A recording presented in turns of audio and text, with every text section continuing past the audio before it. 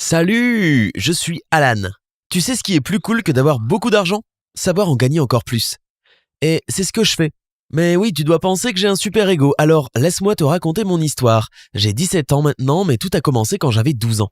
Donc ma famille est très pauvre. Si pauvre que j'ai utilisé les mêmes chaussures pendant toute une année, qu'il pleuve ou qu'il neige. Mais c'était de bonnes chaussures, je veux dire, elles étaient très résistantes. Comme si elles étaient l'Iron Man des chaussures, rien ne pouvait les détruire.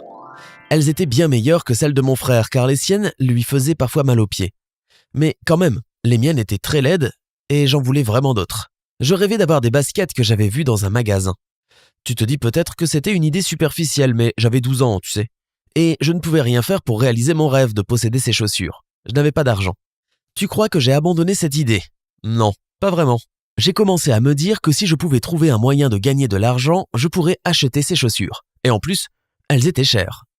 Mon père disait toujours que je devais étudier plus que lui pour avoir une vie meilleure, et mon frère cadet et moi avions vraiment pris ses conseils à cœur. J'étais un très bon élève, car je passais beaucoup de temps à étudier.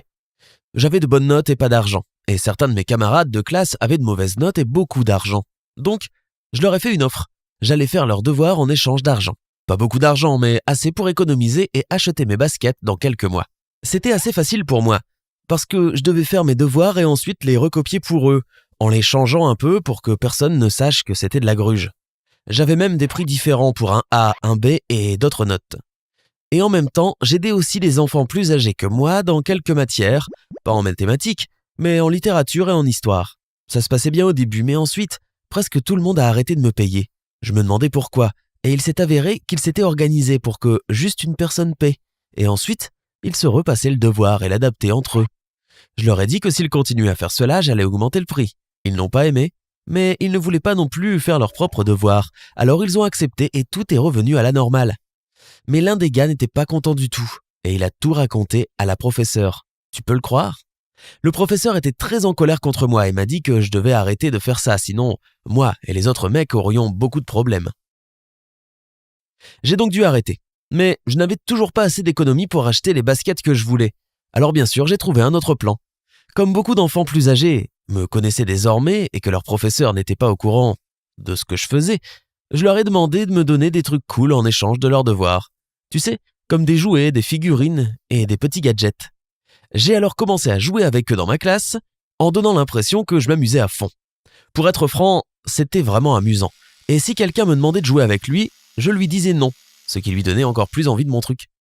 Alors à un moment donné, j'ai commencé à les louer, ou même les vendre.